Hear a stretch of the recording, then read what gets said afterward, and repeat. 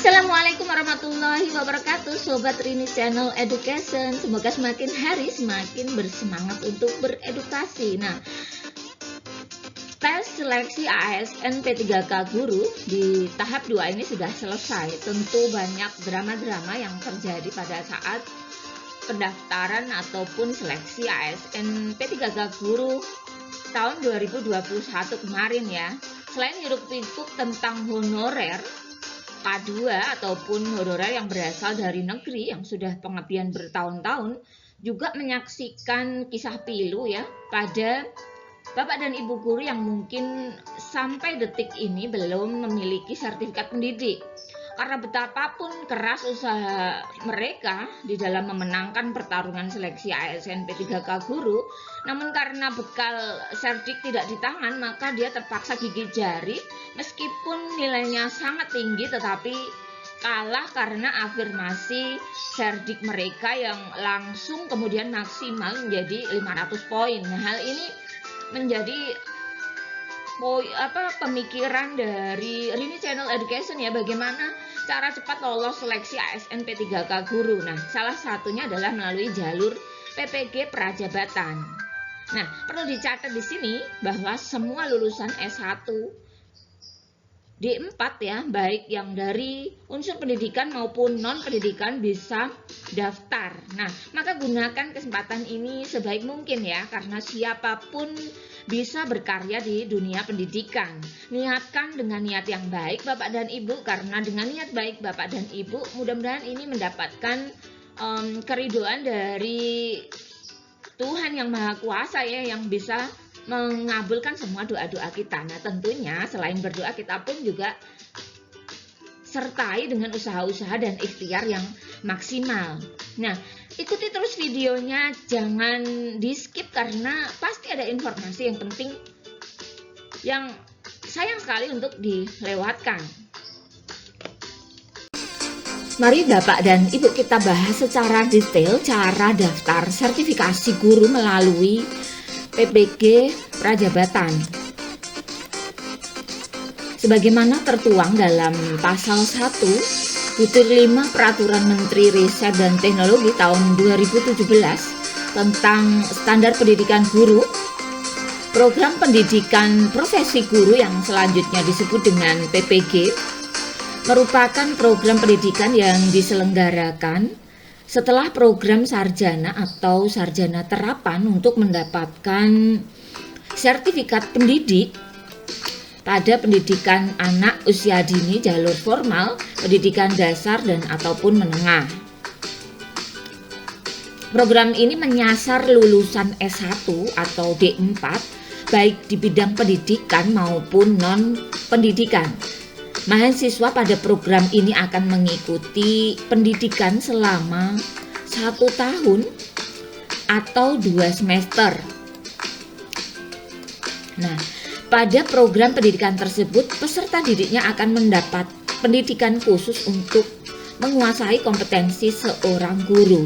Nah, jadi jelas Bapak dan Ibu ya, pada seleksi P3K kemarin selain kita membahas mengenai hiruk-pikuk honorer yang memang menguras menguras perhatian dari banyak masyarakat, tetapi banyak juga guru-guru yang belum bersertifikat pendidik yang harus bersusah payah untuk mengikuti seleksi, tetapi harus terpaksa gigit jari karena seberapapun kuat dia belajar dan memperoleh nilai yang tinggi, tetapi akan sangat mudah dikalahkan oleh Bapak dan Ibu guru pemegang sertifikat pendidik yang memang mendapatkan afirmasi teknisnya adalah maksimal yaitu 500. Belum lagi mereka yang untuk jalur yang K2 atau honorer itu mendapatkan afirmasi yang lain. Nah, saya ulangi juga bahwa program PPG Prajabatan itu sasarannya adalah semua lulusan ya, baik S1 atau D4 ya, baik yang dari jalur bidang pendidikan maupun non kependidikan. Artinya semua jurusan bisa mengikuti program ini. Nah, Lalu apa syarat bagi calon mahasiswa PPG Prajabatan? Syarat yang pertama tentu saja adalah lulus S1 atau D4 pada perguruan tinggi minimal terakreditasi B dari prodi minimal terakreditasi B. Usia maksimal 30 tahun. Jadi Bapak dan Ibu kalau usianya kurang dari 30 tahun bisa gas, atau yang sudah mepet ya, mepet dengan usia 30 tahun bisa langsung ikuti saja daripada tertinggal kalau memang Anda memang punya niatan untuk mengabdikan diri di dunia pendidikan. Kemudian yang selanjutnya adalah prodi linier ya, dengan studi pada program PPG ya, jangan sampai tidak linier. Nah, untuk menguji keliniaritasannya, Bapak dan Ibu juga perlu ini ya, menganalisis dari aturan yang memang regulasi yang terbaru, nanti bisa dicek ya. Kemudian terdaftar pada PD Dikti, bebas nafsa. Kemudian dibuktikan dengan surat keterangan dari BNN atau yang berwenang. Kemudian sehat jasmani ya, dibuktikan dengan surat keterangan dari dokter atau rumah sakit pemerintah daerah. Kemudian sehat rohani dibuktikan dengan keterangan dokter ya atau rumah sakit ya. Ini tentu ini dokter spesialis psikologis ya. Kemudian berkelakuan baik dibuktikan dengan adanya SK CK dari kepolisian. Nah, mahasiswa yang mengambil tersebut tidak harus terdata di data pokok pendidikan. Ini yang penting ya. Jadi semua bisa mendaftar. Tidak harus terdata pada pokok pendidikan atau Dapodik, dan juga tidak harus memiliki NUPTK atau nomor unik pendidik dan tenaga kependidikan.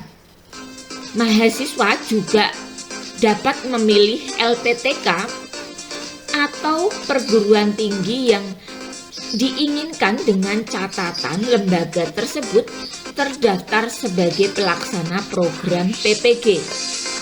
Nah, lalu setelah Bapak dan Ibu jelas ya bagaimana ini ya syaratnya mengikuti PPG dan Bapak Ibu merasa memenuhi syarat, maka selanjutnya adalah Bapak dan Ibu harus memikirkan tentang kisaran biaya, karena PPG Prajabatan ini murni ya biayanya ditanggung oleh peserta. Nah, kisaran biayanya adalah sekitar 7,5 sampai 9 juta per semester. Nah, tadi durasinya kita adalah 1 tahun, jadi berarti 2 kalinya ya, sekitar kurang lebih 18 juta untuk biaya pendidikannya. Nah, sebenarnya program ini terbagi ke dalam 2 jenis, yaitu PPG Prajabatan bersubsidi dan PPG Prajabatan mandiri. Nah, perbedaannya adalah untuk program PPG Prajabatan subsidi itu maksimal 28 tahun, belum menikah dan bersedia untuk tidak menikah selama program berlangsung dan dari segi biaya program. Nah, untuk tahu lebih jauh nanti kami share ya link laman resminya, sehingga Bapak dan Ibu kapan-kapan bisa langsung memantau ya apakah sudah ada informasi pendaftaran. Nah, kemudian tahapan program PPG Prajabatan, langkah atau tahapan yang harus dilakukan ketika hendak mendaftar program PPG Prajabatan itu adalah yang pertama tentu saja adalah melakukan pendaftaran. Jadi Bapak dan Ibu yang harus aktif ya melakukan pendaftaran. Lamannya ada di pendaftaran ppg.kemendikbud.go.id. Ini nanti linknya saya share di deskripsi ya. Kemudian membayar biaya pendaftaran ya, kisarannya sekitar 300.000. Kemudian siapkan dokumen seleksi administrasi ya, meliputi biodata mahasiswa sesuai pada format PD Dikti ya. Jadi nanti ketika membuka laman teliti ya, unduhan, kemudian format tentu saja sesuai dengan ketentuan formatnya ya. Kemudian pas foto 4x6, kemudian ada scan kartu KTP dan SIM, kemudian scan ijazah dan transkrip, surat keterangan bebas nafsa dari BNN, surat keterangan sehat jasmani dan rohani, kemudian scan SKCK dari kepolisian. Yang selanjutnya adalah scan NPWP bagi yang memiliki, artinya tidak semuanya wajib ya, hanya bagi yang memiliki saja. Kemudian tambahan persyaratan dari LPTK ya, ini tentu saja nanti berarti menyesuaikan dengan LPTK-nya masing-masing. Jika mahasiswa dinyatakan lulus pemberkasan, maka berhak mengikuti seleksi akademik. Jadi administrasi ini akan diseleksi terlebih dahulu, kemudian baru tahapan berikutnya adalah seleksi akademik. Kemudian pada tahapan seleksi akademik ya, itu yang pertama adalah tes akademik sesuai dengan mata kuliah.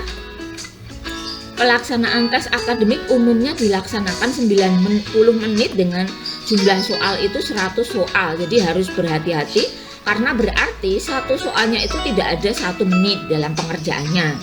Nah ini membutuhkan konsentrasi ya, tubuh harus fit pada saat melakukan tes. Kemudian tes minat bakat dan kepribadian ya. Ada tes psikologis, ada tes pedagogik. Ya.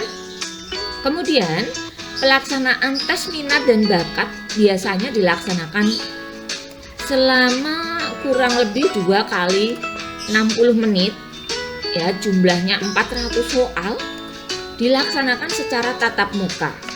Nah, setelah kita tes minat dan bakat dan kepribadian, selanjutnya adalah kita tes wawancara. Tes wawancara biasanya dilaksanakan secara tatap muka pada LPTK atau perguruan tinggi yang telah dipilih.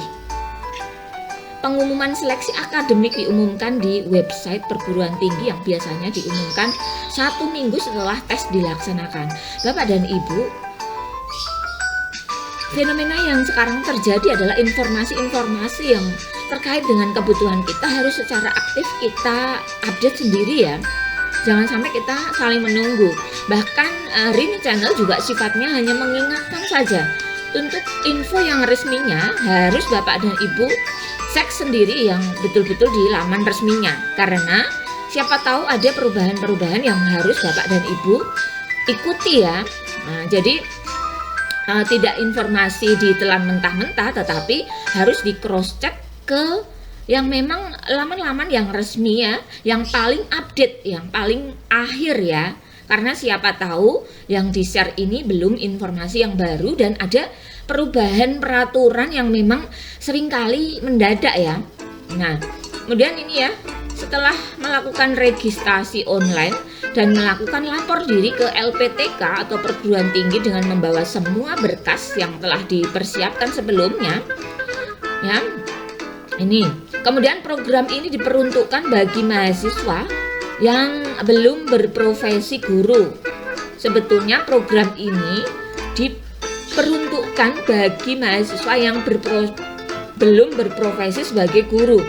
Namun Bapak dan Ibu, bagi guru pun ya yang sudah lama mengabdi ya, beberapa tahun mengabdi misalnya, untuk menempuh jalur PPG yang dalam jabatan itu seringkali juga persaingannya sangat ketat. Nah, ini mungkin bisa dijadikan alternatif juga ya, jadi Bapak dan Ibu. Tapi coba karena ini biayanya adalah biaya mandiri, maka yang harus Bapak dan Ibu pikirkan adalah segi akomodasi ya, persiapan dalam hal ini dananya, kemudian juga persiapan-persiapan yang lain. Jangan sampai kita sudah mengeluarkan uang yang banyak tetapi kita tidak lolos. Jadi ikuti ya, cermati langkah-langkah seleksinya dan persiapkan diri sebaik mungkin. Nah, itu agar setiap usaha kita itu hasilnya nanti maksimal. Nah, kemudian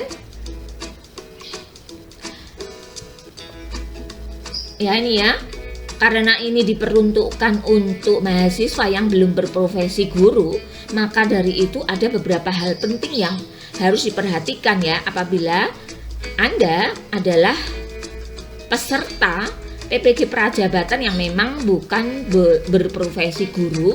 Itu harus memperhatikan ini ya. Yang pertama adalah pemahaman tentang guru profesional. Kemudian pemahaman yang utuh tentang program PPG Prajabatan. Kemudian mengikuti seluruh proses PPG Prajabatan. Kemudian harus mengikuti UKIN dan UP. Ini harus nanti ada tesnya juga ya di akhir. Kemudian mendidik sebagai guru profesional. Nah, ini tentu berarti nanti ada seleksi ya, semacam simulasi bagaimana mengajar ya. Kemudian ya cukup begitu ya.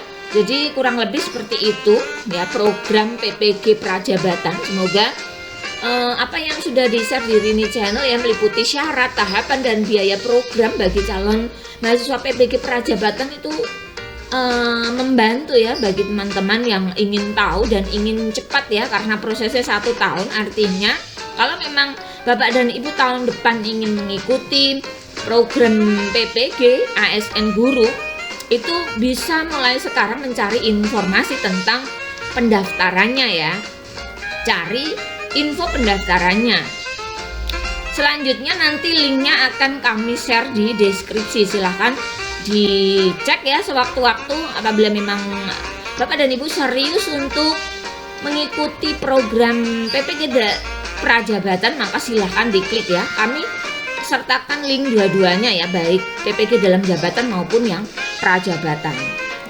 Demikian, terima kasih.